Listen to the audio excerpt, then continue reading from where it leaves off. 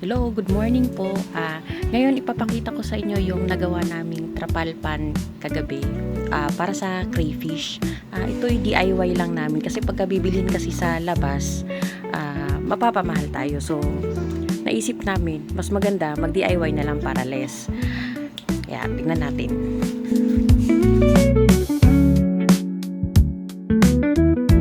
Bali itong DIY pan natin is made of metal tsaka trapal. Actually nung una gusto ko na lang bumili kasi parang nakakapagod pag i-DIY mo. Pero nung nag-inquire ako, medyo mabigat pala sa bulsa.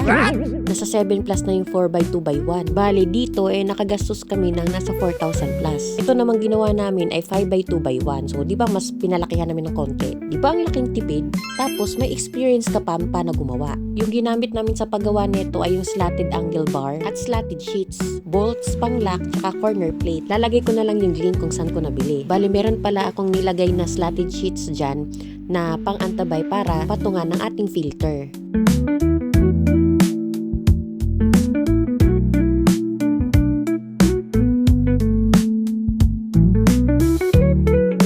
Kung may balak din kayong mag-alaga ng crayfish o kaya maliit lang budget ninyo para sa trapal pan, so mas mainam mag-DIY na lang kayo kasi mas makakalis po kayo.